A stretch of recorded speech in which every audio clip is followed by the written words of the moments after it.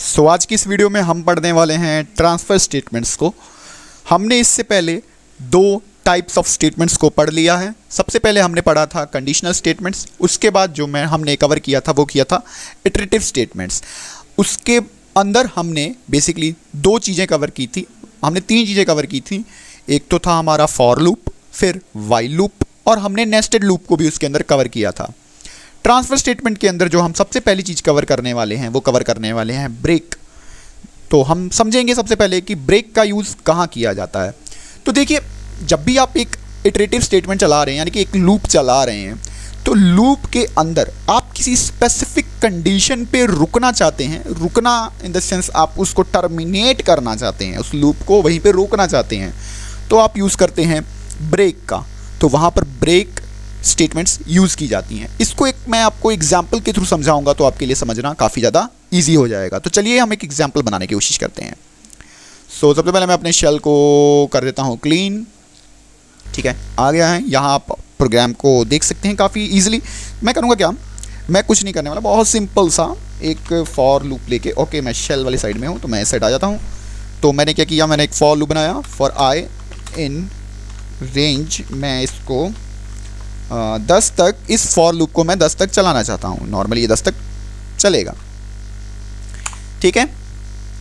Okay, सो मैं इसके अंदर कर देता हूँ, एक कंडीशन देता हूँ। इफ़ मैं कहता हूँ आई की वैल्यू, ये देखो, ये मैंने यूज़ किया। डबल इक्वल टू का यूज़ होता है कंपैरिजन के लिए, ठीक है। सिंगल इक्वल टू का मतलब असाइनमेंट ऑपरेटर है वो। Double equal to relation operator के अंदर आता है कंपेयर करने के लिए। मतलब कभी आई की वैल्यू अगर, ठीक है, एक काम करते हैं, इसको 10 की जगह ना 20 कर लेते हैं ताकि थोड़ा इजी हो जाए। ओके, तो मैं कहता आई की अगर वैल्यू कभी 10 हो जा रही है तो क्या करना। तो एक सामने मैं मैसेज प्रिंट करवा देता हूँ। प्रिंट मैसेज के अंदर लिख देता हूँ it's time to take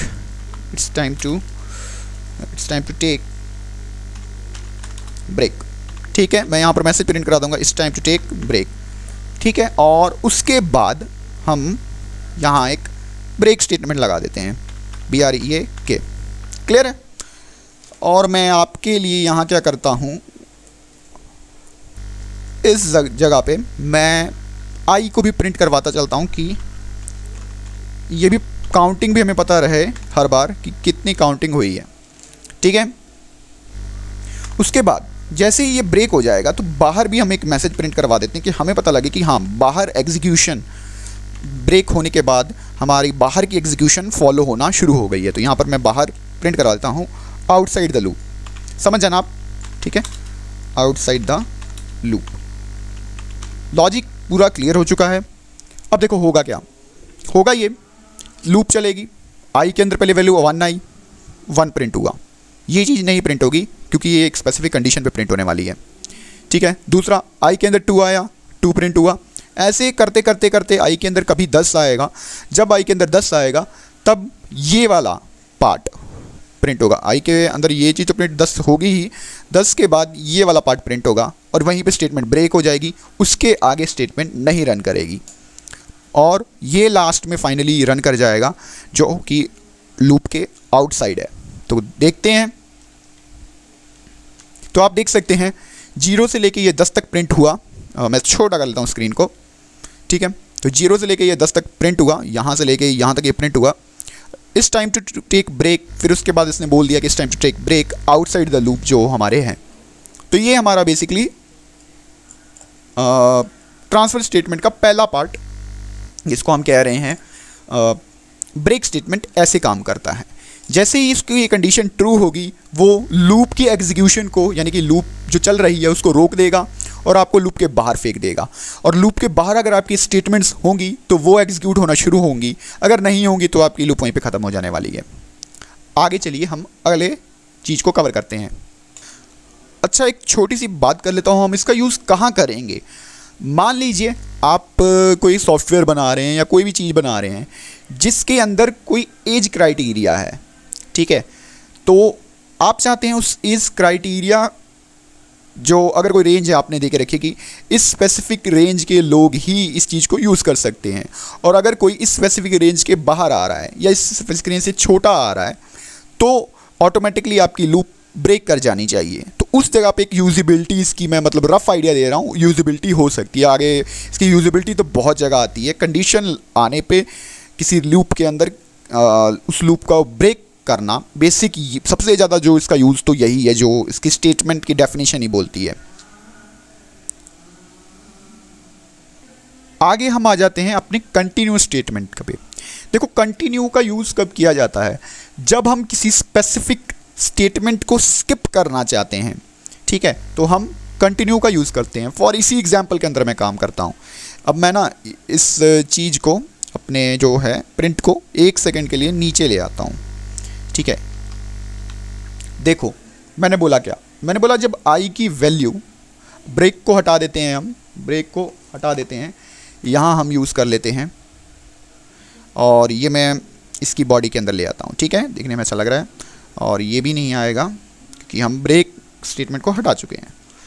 and इतना गैप को मैं क्लियर कर देता हूँ थोड़ा, ठीक है। सो प्रिंट आई,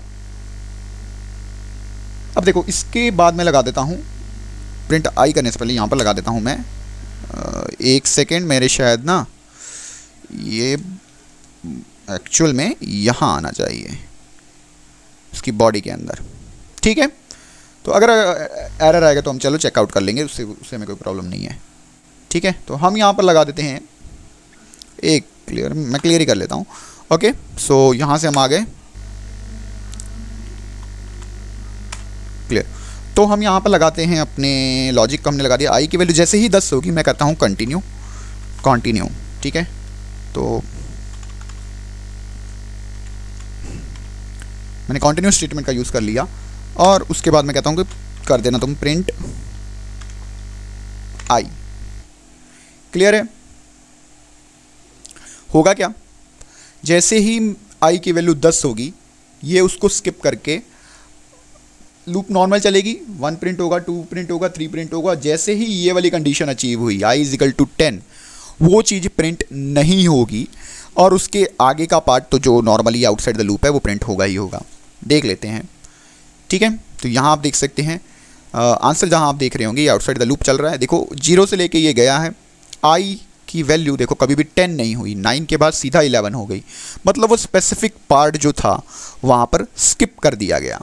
तो कंटिन्यू का बेसिकली यूज़ यही है, किसी भी चीज़ को हम स्किप करने के लिए कंटिन्यू स्टेटमेंट का यूज़ करते हैं और काफ़ी इजी ये है आपके लिए समझ पाना। दोनों ही जो थे हमारे ब्रेक और कंटिन्यू, इनका यूज़ काफ़ी सिंपल है। उसके बाद जो हमारे पास लास्ट था वो तो इजी ही है, लास्ट वाला जो हमारे पास था पास।